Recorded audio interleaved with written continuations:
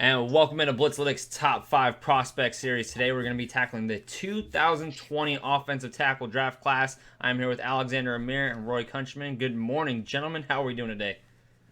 Doing stupendous, Jack. Glad to be here with you and Alexander, getting ready to go through these offensive tackle prospects. They're oozing talent and athleticism. I can't wait to jump into what their skill sets are actually out there for everybody around the water cooler. Yeah, excited to do this. I know it's Jack's favorite position group to do. He loves the hog mollies and the big uglies. He loves their technique and being able to analyze everything that goes into playing offensive tackle. So excited to do it.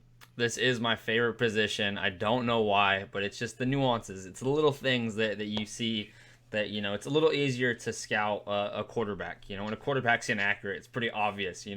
Even somebody off the street can see, that Jalen Hurts isn't the most accurate quarterback. No knock on him.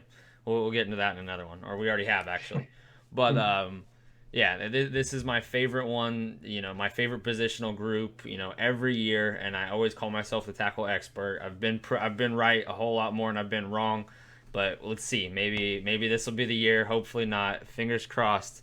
So without further ado, let's just jump on into it. I mean, there's four of them are going in the top 14 for sure, hands down, no questions asked.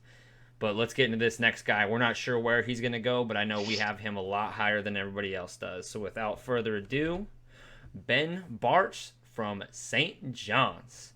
All right, so this left tackle that plays for Johnny's is a beast. We got to see him at the Senior Bowl. He is a D3 left tackle. I almost said D2, and he's just a monster. He started off at tight end, had to gain 75 pounds, and did it with ease.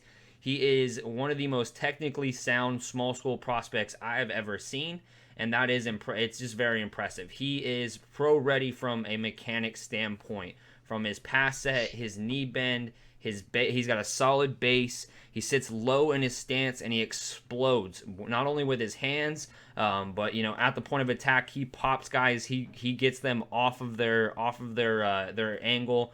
He's great at his mirror ability. That was one of the biggest things that stood out to me when we were watching him on the one-on-ones at the Senior Bowl, was his ability to not only step up in level of competition, but to mirror guys from outside to in. I think he does that better than maybe anybody that we have right now in the side of this top 5.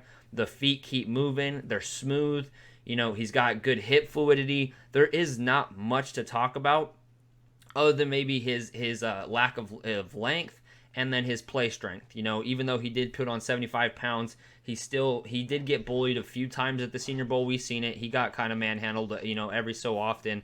But those were more against, D tackles and the big guys on the interior, not so much the guys on the outside. He handles speed rush very, very well. He makes up for that length. He makes up for the play strength with that technique that I've been talking about. He can get to the second level. He has great blocking angles. There is very little that I do not like. And to me, it's crazy that we're the only ones that have him at number 5.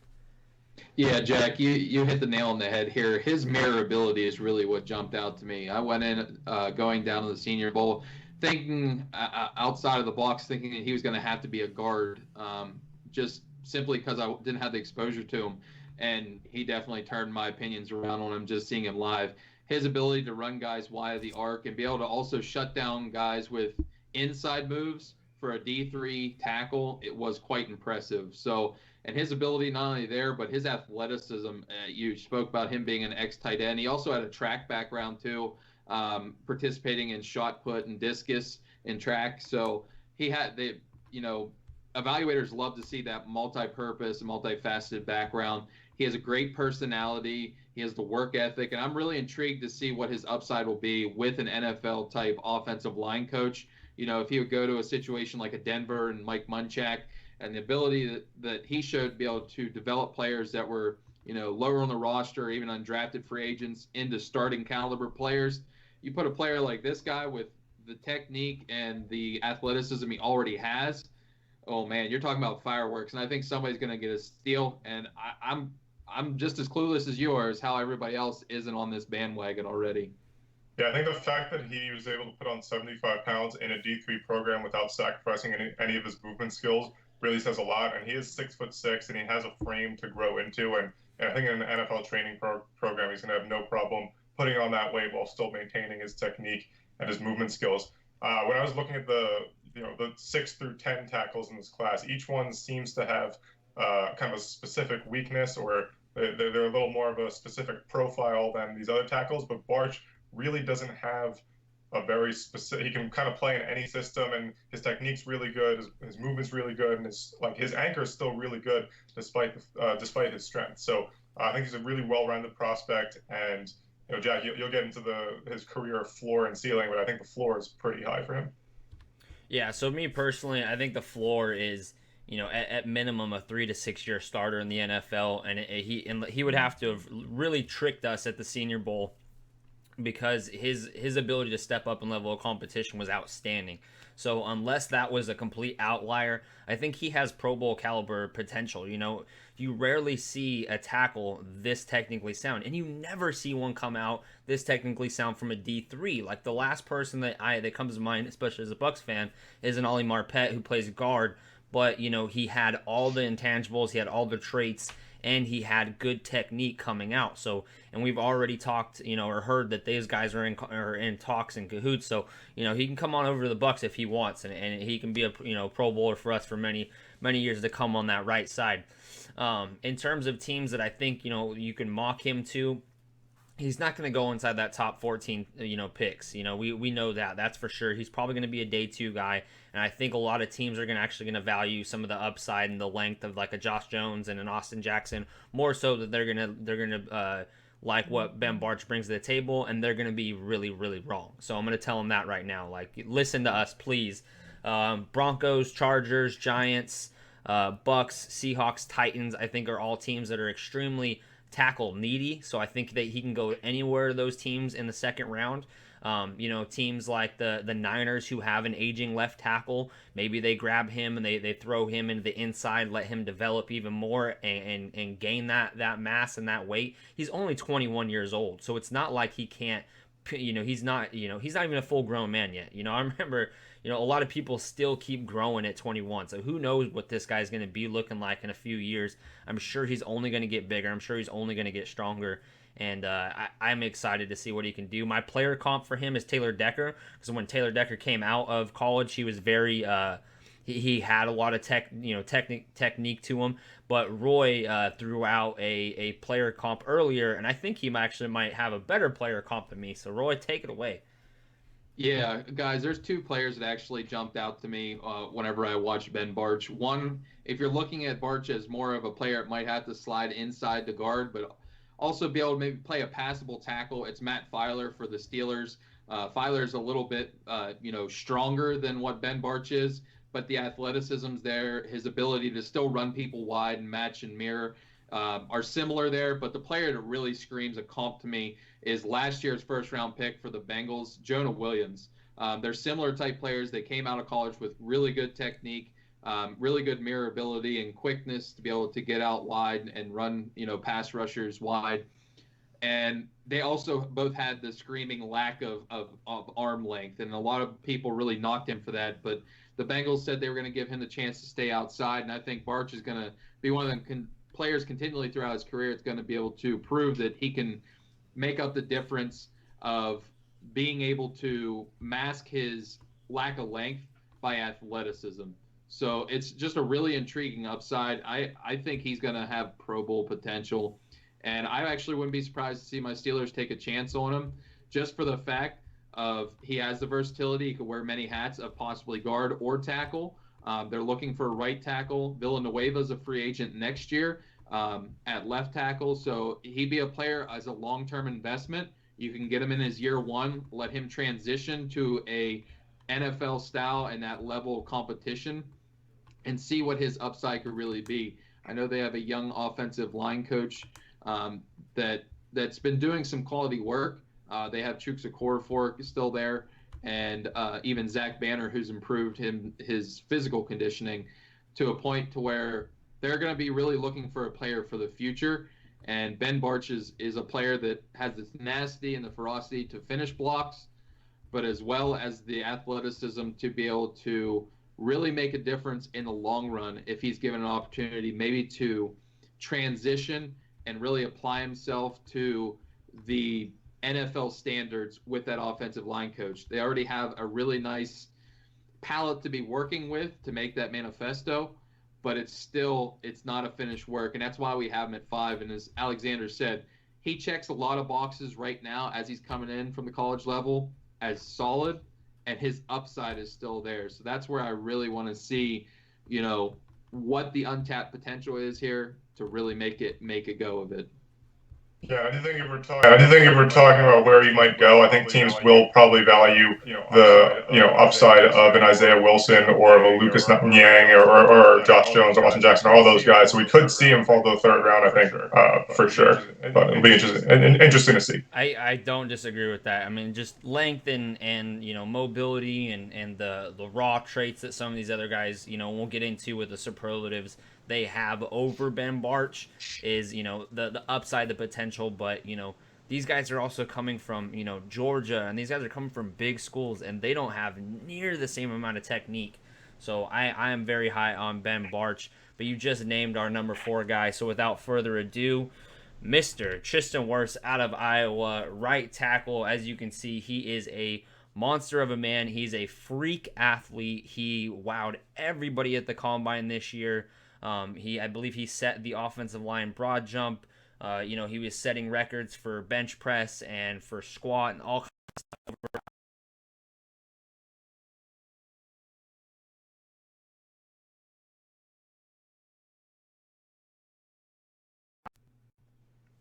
Sorry, lost you guys there for a second.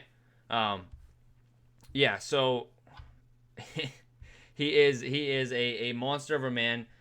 He is a mauler in the run game, but I do have some knocks in terms of his pass technique. His hip fluidity and ability to redirect was exposed. He does not possess the arm length, not necessarily the arm length, but the usage of the length.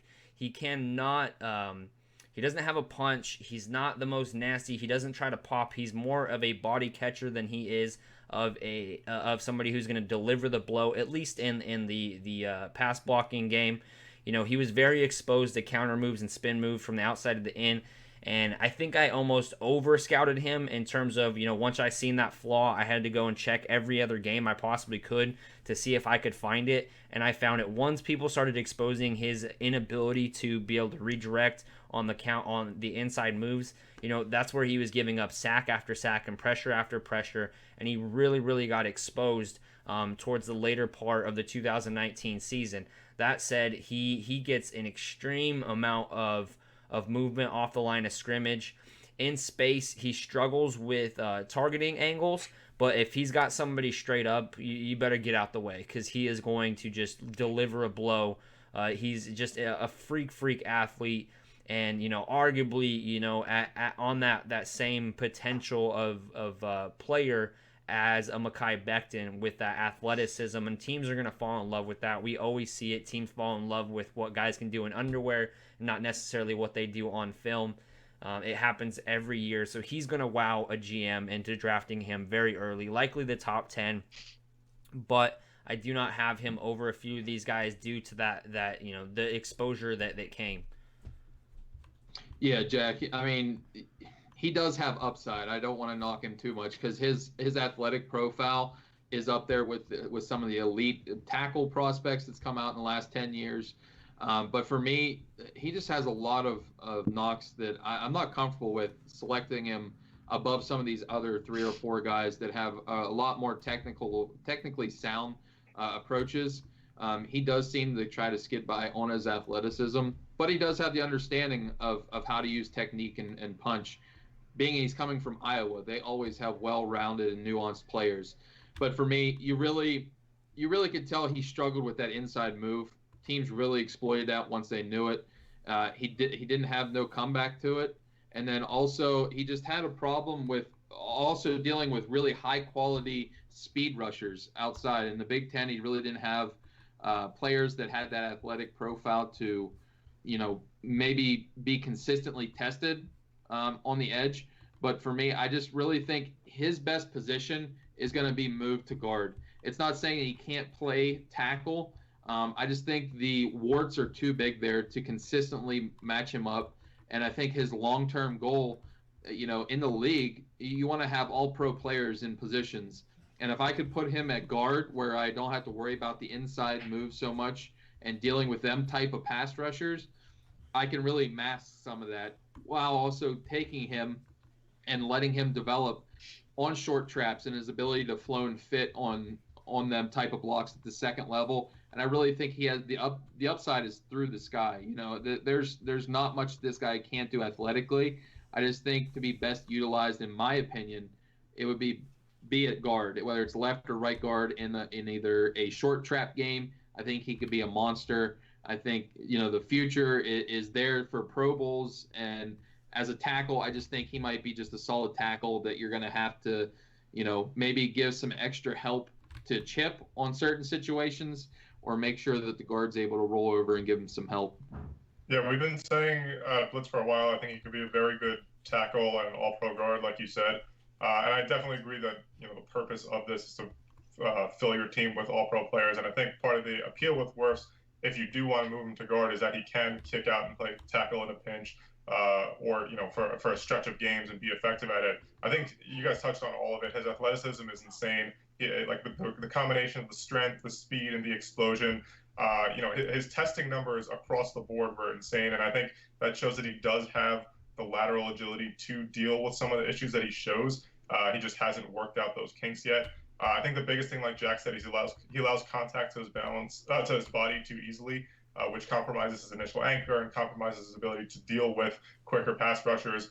And I think a lot of his balance issues come from being overzealous in the running game. When he's getting to the second level, I think he has the athleticism to make a difference, but he kind of is one directional in the way that he's approaching it. I think just overall he needs to just develop a more consistent approach to pass blocking. Yeah, so my player comp for him is La'el Collins, freak athlete, big-bodied guy, but struggles and has some flaws to his game that can be corrected, and we've seen La'el Collins, correct those over time. Was moved inside, was moved outside. I think he can play both. I think he's versatile enough to play both. He just might get exposed at the next level even more so if he can't correct those flaws. I think it's anticipation is half the battle. When you're able to know what your guy is bringing to the table in terms of pass rushing moves, that's what makes a world of a difference. And it seemed like I don't know if it was, lack of film study. Again, we know Iowa produces a ton of prospects, so I struggle to see why he was giving up those. I mean, obviously it's a technical issue. He kind of oversets on the outside. He tends to try to quick set. And my thing is that my biggest knock on him was his hip angle. So he always wanted to flip his hips way too early and get parallel instead of keeping his hips perpendicular with the line of scrimmage. That always tends to, if you'll see it in Jedrick Wills, he always keeps his hips parallel to the line of scrimmage. As soon as he gets perpendicular, I think I said that backwards. As soon as he keeps his hips perpendicular, or gets his hips perpendicular, he gets thrown off, and then you have to turn too hard to come back to the inside. And that's exactly what it was. As soon as somebody would be able to get his hips to flip, to the outside and try to protect the corner, that's when they would cut in on him, and it was just all she wrote every time. Yeah, and that's just he knows his weakness. It's just what is he going to do and how he's going to be deployed with whatever team is going to get him. Yeah, sorry for the technical difficulties, guys. Things have been getting a little messed up. I think it's because of the bandwidth and the coronavirus that we got going on. Usually our quality is a little bit better. We've been having technical video, audio issues. But so in terms of, I think he's a day one starter with growing pains who could be moved to guard and could be a Pro Bowl guard. I think he's a journeyman starter, and if moved inside, could be a perennial All-Pro. That's what his physical gifts say he has a potential to be. And I'm right there with Roy. If he is moved inside, I think he has a better chance at being a Pro Bowl or being an All-Pro player. Yeah, absolutely. And I mean, there's actually one team that I would love to see him go to and let him commit to being a guard. And for me, it is the Baltimore Ravens. If you put him at right guard after Marshall Yonda retiring and having Orlando Brown on one side and Ronnie Stanley, they would have to definitely go up and get him. But with that kind of big hog molly in front of Lamar Jackson, good luck trying to stop that rushing attack with Mark Ingram and him being able to do the short trap game. That would just be a really intriguing fit to me. I'd love to see Baltimore get aggressive, maybe not as a Steeler fan, but as a football fan, I want to see that happen. For me, I see two players. The floor for me, because his athletic profile, and these are both going to be guards, but the floor for me is a Brandon Brooks for the Eagles. He has good enough length. He could kick out the tackle if need be, but he's an all-pro caliber guard and maybe one of the best in the league. The upside for me, and this is going to be heavyweight, and I don't want to throw it out there too much, is Alan Faneca of the Steelers. Faneca for one season actually played for a majority at left tackle because of injuries, and Wirfs would have that type of versatility to where he could play a passable tackle if need be. But if he can really hone his way in on being able to locate and fit on blocks at the second level, and that athleticism and his tenacity, that's the type of upside I could really project his career going forward. We shall see. Again, for me, in terms of team fits, it's any of these guys from anywhere from 4 to 14. Giants, Cardinals, Jags, Browns, Jets, Bucks. Just depending on where teams value him, he could be the number 1 tackle off the board, or he could be the number 4 tackle. He's definitely not going to fall past 14. That's just for sure. Well, a lot of those teams need guards too, so I could totally see them taking him early and then just putting him wherever he fits. Yeah, and again, you could always put him inside early and then try to kick him back out if you were able to fix that. And all it takes is one good offensive line coach, like Roy's mentioned, like a Mike Munchak, who can teach, and correct those little flaws. It's not like he has these massive glaring holes to his game. It's just one or two things that if he can fix, they could be, he has that unlimited potential with the athleticism to match. All right, coming in at number 3, I have Andrew Thomas, left tackle from Georgia. All right, this guy is one of the most technically refined players in the draft class in terms of tackle position. Played the left tackle. He held his own against some of the best guys in the SEC. He's got length, he's got attitude. That is my favorite thing about him, is he's as aggressive as they come. He's right up there with Jedrick Wills in terms of he's trying to punish you. The one thing that he has over Jedrick Wills, I think, is a little bit more length, and he's got the pass set, the ability. He's got these long, fluid legs, and he's able to just basically throw people around with these arms. He's got such aggressive power to that punch. That's what you love to see. He's able to displace guys off of their angle to the quarterback. He sets the edge extremely well. There's very little things you don't like in his game. The one thing is, he gets a little over aggressive in the run game. He does tend to lunge because he's trying to take somebody's head off all the time. You can typically teach that out of guys, but sometimes that's just their aggressive nature, and you're going to take it as is. If he's 95% of the time, taking the guy's head off, and 5% of the time, 10% of the time he's missing, it's going to happen. No offensive lineman is perfect. His down blocking ability is nasty. His ability to mirror from outside to in, recognizing stunts is something that I loved in watching the film. He can diagnose a blitz scheme. He can diagnose, you never see him give up easy sacks. It's not from a mental error standpoint. I think he is a student of the game type, and he's just got everything you want to see. The one thing is, I think he's already at where his peak potential may be. I think he is a better college his game is about as sound as it gets. You can't get much more from him, and that's not a knock. It's just saying that his potential, he's closer to his potential and his ceiling than any of the other guys is. That's why I think with him and Jedrick Wills, they are day one plug and plays at their position. The one thing is that we know he can play left tackle, and we know left tackle the blind side for one quarterback, 2 quarterbacks that throw lefty in the league right now. A blindside blocker typically still means more than the right side. So I value him a little bit over a Jedrick Wills a Tristan Wirfs, simply because he is more sound, simply because there is very little to no holes in his game. He is the most pro-ready left tackle in this year's draft class, and he's mean, he's nasty, and that's what I love to see from an offensive lineman. There's nothing he does not do well, and especially, he's even good in space for being as big and as tall and as lengthy and as heavy as he is. Yeah, Jack, you hit the nail on the head. I think he's he's the surest bet amongst all four of these tackles to at least be an 8 to 10 year starter in this league. And that's not saying that, he might not have the upside or the amount of Pro Bowls or all pros as some of the rest of these guys, but he's just, like we talked before, the word I always come back to him is he's sturdy. He might get beat in some ways, but he's never going to get beat the same way twice. He's able to adjust in game. He's able to adjust his attack to how the pass rushers are attacking him. He has enough quickness outside to be able to mirror. He has the explosive punch to be able to rock guys back. And his down blocking ability is some of the best I've seen in the run game. You will see, like as you said, he will lunge at people, and it's just because he wants to completely rip their head off. I love that mentality as a left tackle. I think if he could play either or, left or right, if whatever is asked of him. But he's one of the surest bets, in my opinion, in this draft.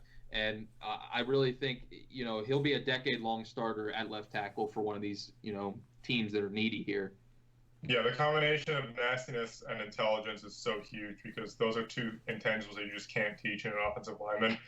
In this LSU tape, actually, that you guys are watching right now, I noticed that initially the chase on speed rush around the edge gave him some problems, and in general, I think he's a little more effective against the bull rush and the speed rush. But he did adjust to it very well and very quickly, and dealt with chase on pretty well for the rest of the game. Chase on's a top 2, top 3 pass rusher in this year's draft class. I think you guys hit it, and I think if it's a team like the Bucks, for example, that is sitting there at 14, let's say they were picking like 4th overall and had their pick of any of these tackles, I think Andrew Thomas would be the way to go for that reason that he is ready right now. He'll help your team right now, and for a Super Bowl contender or playoff contender, he's the perfect fit because he can play left tackle, and he can slide right in and fit in any scheme. He has the anchor ability, has the strength, he can run block, he does everything super, super well. But like you said, his ceiling isn't quite as high, and I don't think he's going to be quite as dominant as a couple other guys could be. Yeah, you took it right out of my mouth. Any team that is in win now mode wants him over any of these guys. If they can't wait for a player to develop, then he is, right there with Jedrick Wills. And again, if you need a left tackle, then this is the guy you're going to go with. I pray he falls to 14. I really do, because I think if you throw him on the right side, it's a done deal. Set match. Tom Brady is protected. So again, one thing I forgot to throw out there: first team All SEC honors, second team AP, early on in his career, first team Associated Press All American, first team All Conference. I mean, he is just, what more can you ask for from a left tackle prospect? So yeah, there's not much else you want on that. And you touched upon his length, Jack. He has some of the longest arms in this draft. I believe only Matt Pert has longer. Matt Pert's arm length is 36 5/8, if I'm not mistaken. Thomas's is 36 1/4, I believe. That is simply freakish. 36 1/8, excuse me. That is simply freakish length, and that's why he can combat some of that speed. Yeah, 6'5", 315. He had 21 reps in the bench press, ran a 5.22. He's not he's not the freak athlete like Makai or like Tristan, but he's sound. He is just the most sound prospect, one of the most sound prospects in the entire draft, not just at his position. Again, 4 through 14, any of these teams could take him. I don't see him, at worst Jets Bucks, and I don't think that he's going to land at my Bucks as sad as it is. I got him as a 6 to 10 year, starter with, a Pro Bowl potential. I don't think he's going to be a perennial All-Pro. I think he's going to be a solid Pro Bowler, and he's going to be a staple for an offensive line for a decade plus. My pro comp is DeBrickashaw Ferguson. He reminds me a lot with the length, the power, the tenacity. I think the tenacity more than anything is what reminds me of DeBrickashaw Ferguson, and he was just one of my favorite offensive linemen of all time. So that might be a little bit of a reach, and because I think DeBrickashaw Ferguson is one of the best to ever do it. But that's who he reminds me of in terms of play style. Yeah, you named one of my players that I always try to look for two players whenever I'm trying to get a comp. Brickashaw Ferguson is his ceiling to me. If he can have that athleticism enough to stick at left tackle and really make a difference, I think the Brickashaw Ferguson is his ceiling. To me, his floor is Flozell Adams, the stalwart of the Cowboys back in the 2000s. simply because of his run blocking. I haven't seen somebody have that dominant of a down block since Flozell when he was back in them teams with the Cowboys. All right, coming in at number 2, it is the big man who impressed everybody at the combine. Number 2, out of Louisville, Mekhi Becton. This man is only 20 years old, earned first team All ACC honors this past year. He is about as powerful as he is big. He is faster than he is big. He ran a, 5'1" at the combine at 365 pounds, 6'7". He is as freakish of an athlete as we have maybe ever seen. There's only one tackle I think that kind of that has a similar size, and I'll get to that at the very end. But he's nowhere near as freakish athletic as he is. Some people say that he's raw. Some people say that he needs a ton of refinement. I think he just doesn't have to. You don't have to utilize it. You don't have to utilize footwork when you're that freaking big, because you have to take a taxi to get around him. And so speed rushers, good luck. If you get he loses the leverage battle on almost every play because he is 6'7". And guys that are 300 plus pounds get the leverage technique, and then he just picks them up and throws them. It's too easy for him to make these grown men look like little boys. He does it, play in and play out. The length, if he is able to get his hands on him, again, because he's so tall, he sits decently low, but he is kind of, it's hard for him to get that low. He doesn't have the perfect knee bend you'd like to see, but he almost doesn't have to because he is so freakishly strong, so athletic. He, as a down blocker, he doesn't just down block one guy. He takes out the entire defensive line. He is he creates piles, he creates run lanes. He's somebody that in space, good luck. If he's not going to be able to turn on a dime and be able to, redirect his targeting angle, he doesn't have to. He can at least get a hand on you. It's kind of like, catch radius. Well, his blocking radius is, 10 plus yards. It's insane what he's able to do. And so it's just one of those things that you can try to nitpick this player, but plug and play him just like a Trent Brown, and he's going to have success. He's just even when he gets to the next level in the NFL, he's still going to have the size, the play strength, the agility, the athleticism over anybody that he faces. I just don't think there's somebody who can move him off the ball. He's almost undefeated against the bull rush. There was times where he would get, his footwork isn't perfect, but it isn't bad either. I don't think that people have the right to knock him on his footwork. He just doesn't have to do a whole lot of movement because it takes 2 steps and he's already to the corner. It takes, a half a step and he's back inside, and he just uses that power and that dominance to literally ragdoll guys. It's just it's almost unfair. It looks like a grown man playing Pop Warner. Yeah, he's one of the funnest prospects to be looking at any point in the last probably 5 to 10 years of the draft. His ability to, like you said, ragdoll people at will, and these guys are similar sizes to what he is, and he's just throwing them around like he's in the gym somewhere. So for me, his nimbleness of his feet really stick out. Like you said, he doesn't really had to show the technique, which I don't know if he'll ever have to show that until maybe he's in his late 30s and he starts to wane, or unless his weight maybe gets out of check, because of his ability to just outpower, outlength, and out quick for a guy that size is simply unmatched. So technique, yeah, there might be some flaws, but the dude's athleticism is going to make up for any technique flaws that an offensive line coach might be able to motivate and help him get straightened out. Yeah, when we were watching him at the combine run the 40, I think we saw the time, and then Jack's like, he has no jiggle. Like if you look at him in the tight shirt and shorts, he's so muscular that his body, most offensive linemen that have like a jiggle to their body when they're running, he's got nothing there. He's so massive and dense that it's impossible to just run through him and beat him. His technique could be at its worst, and guys can't run through him and have a hard time getting around him. He's just a mountain. And Roy, like you said, I can't even imagine having that kind of footwork, agility, and light feet that he has at that size. It's just so tough to get around him. And I think people always say At the NFL, it's going to be harder. Guys are going to be stronger. Guys are going to be faster. But Mekhi is already stronger and faster than everyone in the NFL. Like I can't. Yeah, the technique will probably need to improve a little bit later on in his career, but it's so tough. And I think the one thing to think about is with the extremely shortened offseason right now with the coronavirus, Becton might get less training than he would in other seasons. So it's possible that we see some year one issues from him technique wise, just because he hasn't had the time to train. And I think honestly, if you can not start him right away, give him a few weeks, half a season to develop, and stick him in, he's going to be just fine, and he's going to be absolutely dominant.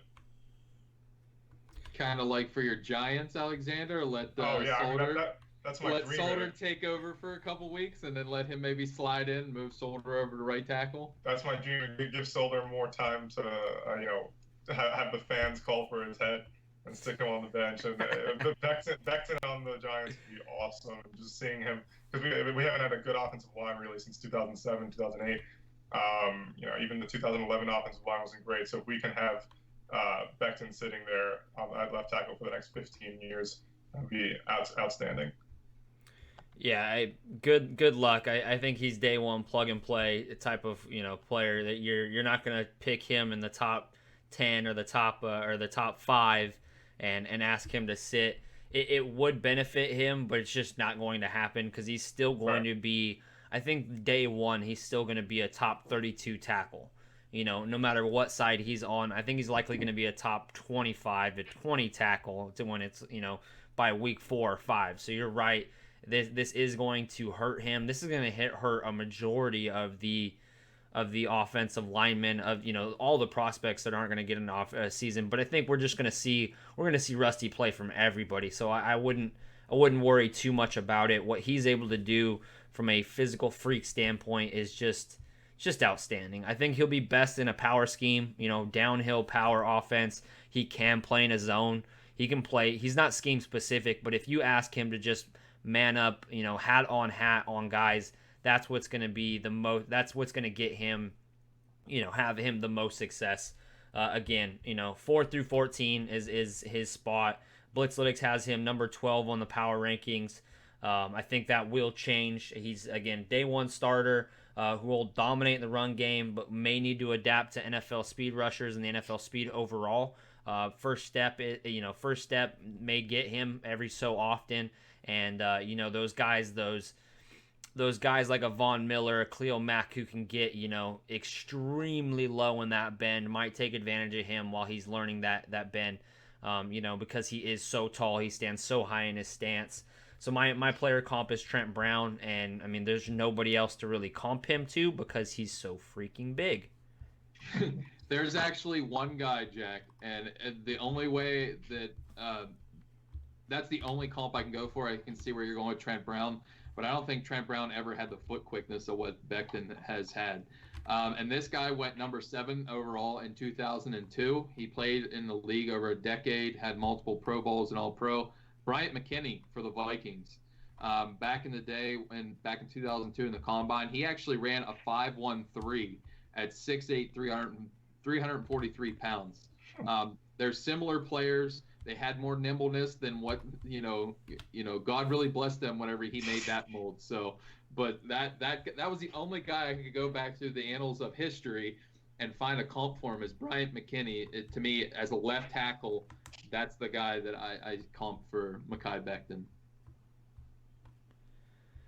Yeah, you ain't lying. You ain't lying on that one. Let's put it that way. He's just a freak, and I actually, you're right. I probably could have, because so one thing is athleticism is the only is not even close. Trent Brown is he's kind of a slug, but he's just the biggest slug on the field. Yeah. So it's one of those guys. You got to take a taxi to get around him. All right, coming in at number 1, Jedrick Wills, 20-year-old right tackle out of Bama. All right, Jedrick Wills is about as big and as wide as he is mean. This guy plays with probably the most tenacity out of anybody in the draft. He looks to punish people at the next level, or in the second level, I should say. He's a punisher as a pass blocker, as a run blocker. He's got great technique. His legs are like tree trunks. He rarely even gives back, a step, much less. He's basically just a stone wall. He is a mauler. He is one of the few people we can give the road grader title to. He is consistently looking to put people on their back, and I think out of all the tackles that I have scouted, he had the most pancake blocks that I've seen. He's great in the second level. He's willing to to pop and peel, as I say. It's one of my own personal technique terms for scouting. He can hit somebody and then get into the second level and find a target. And he looks to take their head off, but he does it with precision. He's very, very technically sound in the standpoint of once he has somebody, in his sights, he's not going to let them get out of his way. He's going to he's very, very accurate. There's no wasted motion. And my favorite part about him is his technique, in his pass set. He sits low. He's got really, really strong punch. And what I was talking about earlier is he keeps his hips parallel or as close to parallel to the line of scrimmage as possible. So when guys are coming around the edge, he uses that outside hand to basically dislodge them and get them off of their targeting angle, basically redirect them. He's good. His feet are so quick that he has no problem, resetting and reestablishing himself if he is, thrown off his off balance, which is very rare. Good luck even trying to find a sack that he's given up in this last year or two. Good luck even trying to find a pressure. I'd love for you to show it to me because I struggle to find it. He basically manhandled Caleb Von Chason in the film that we're watching right now. He's about as perfect of a right tackle prospect as it gets. There's not much less to say. Maybe you can say that, he's probably going to be right tackle specific. I don't know if you can say that. I've heard some people say that. I don't think it's true. But he's somebody that he's probably close to his peak at this point. I don't think he's going to be getting much better as a pro as he was in college. I think he's right there at the ceiling, and that's not a knock. It's just saying that the potential is what you're going to, what you see is what you get in this guy. Yeah, Jack, he's two words really bounce off my head when I really watch him, and that's his patience out of his stance and the ability to let rushers come to him and then just completely manhandle him. I love his patience in pass protection, which really improved since the 2018 season to the 2019. That was kind of his biggest knock going into his last season there at Alabama. And his balance. I've never seen this guy get off balance. His ability to anchor off of that, move inside, move outside. His run blocking game is dominant. I just love his skill set. And he might not have the length. That might be another knock, is his length isn't, up to par maybe with the Thomases and the Becktons, but it's more than enough to be passable to play left or right tackle. And I do think he has the upside to play left tackle. Just he might not have to. He might only be utilized in right tackle. So. Yeah, I think the way to describe him is it's kind of like controlled rage.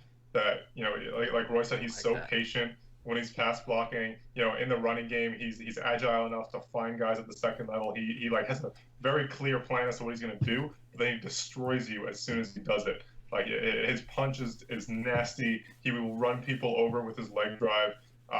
His footwork is super coordinated and balanced. His stance looks exactly the same every time. It's so consistent. He shows so much flexibility in his knees and hips.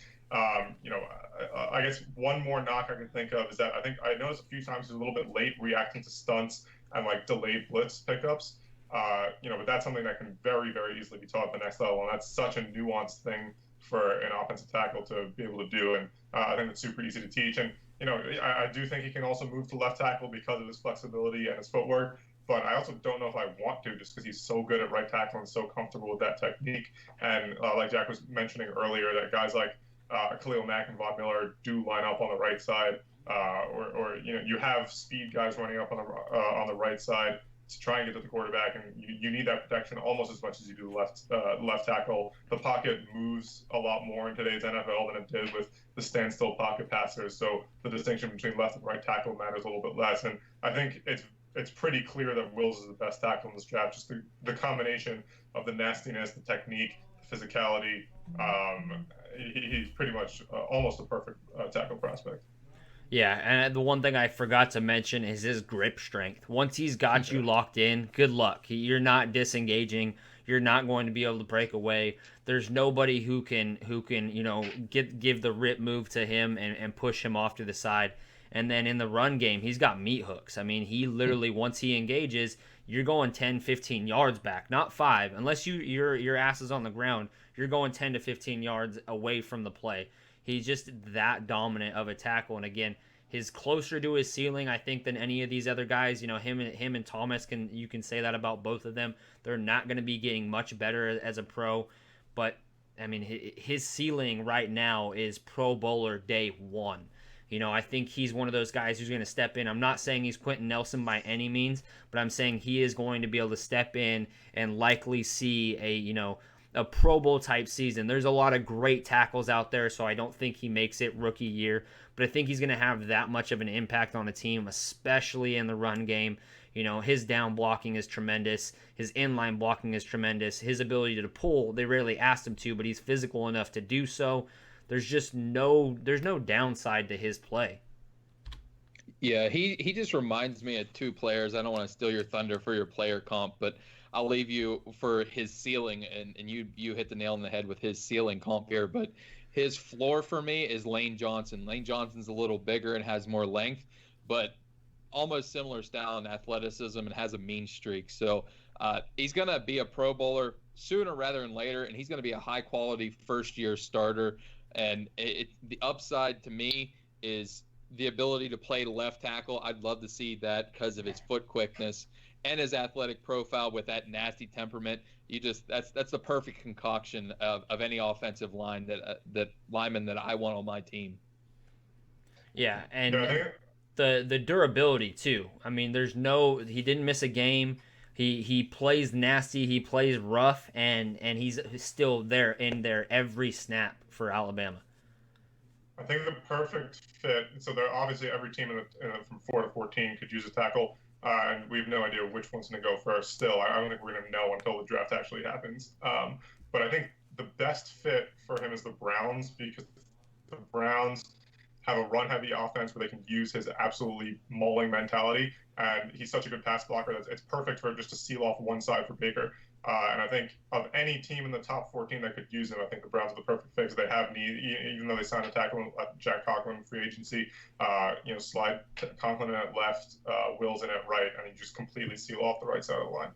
I actually think he would be a really nice fit in Arizona too, just because of the athletic ability. And then you have Kyler Murray running around. You put a nasty presence up front like that and trying to keep him clean. Yeah, sign me up for that every day of the week to be keeping my boy Murray healthy. I guess we're all going to be in disagreement. I would say the Jaguars with that downhill power run offense. He's going to be able to impose his will on these guys, play in and play out. And then good luck, because by the fourth quarter, what pass rush? They're going to be so worn out from him kicking their ass, play in and play out, that they're not going to be able to get off the snap in time. And then he's going to be able to impose his will even more as a pass blocker. So that's my perfect fit, but I could see him going anywhere. There's no way he makes it to 14. I don't think he makes it to 11. Again, I wouldn't be surprised if we have this completely backwards from the draft, again, because he is closer to his ceiling. But his ceiling is Hall of Fame potential. I mean, it really is. I think this is the only guy I see on here that I'm going to throw that out there and have confidence in saying it. He can easily be a Hall of Famer, and I have Jason Peters opposite of Lane Johnson because of the size, the frame, the build, the technically sound that meets the play strength and matches the tenacity, like Alexander was saying. It's a very rare blend of a player that you just almost never see. Usually they're one or the other or a little bit of both. He is both to a T, and I cannot wait to see what he does at the next level. And I almost want to see him get moved to left tackle just so he can prove that he can do it. Whether that happens or not, again, he's just why move him when he's so dominant on the right side? But why fix what's not broken? But if a team needs a left tackle, I think you throw him in here and you don't think twice. Yeah, definitely, and I love your comp there. That's why I didn't want to steal your thunder with the ceiling there, because I could definitely see it being Jason Peters is the ideal comp for Mr. Wills here. All right, before we wrap up this offensive tackle top 5, we do have some superlatives to go through. And although I have been knocking this man for weeks now, in terms of the superlatives, I do think he has some really good pass blocking technique. The play strength might not be there as much. I just don't like how high everybody has ranked him. You know, they're saying that he's a first-round prospect. There's people that saying that he's in the top 5, the top 4. And we're gonna have a war room meeting here tonight, and I'm gonna be putting my boxing gloves on and going to war with at this guy. But Austin Jackson, I think, is the best pass blocker. I could also say Lucas Nyang could be in that mix as well. But if I have to split and make sure that we have a superlative for all 5 of these traits, I think Austin Jackson is the best pass blocker. His play strength just bugs me.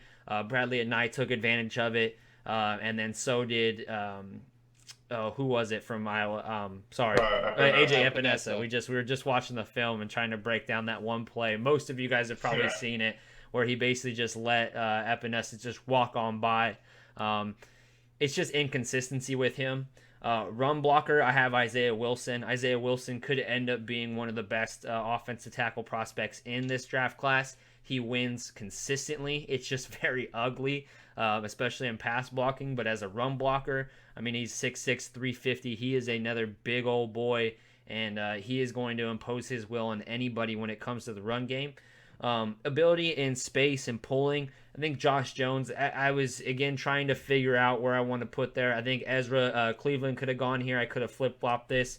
But Josh Jones is athletic. He is big. He is lengthy. So we've seen it at the Senior Bowl. He's able to get get those mitts on guys, able to dislodge guys, and at least get them off of their off the direction of where they're going and get them away from their targeting angle or their tackling angle.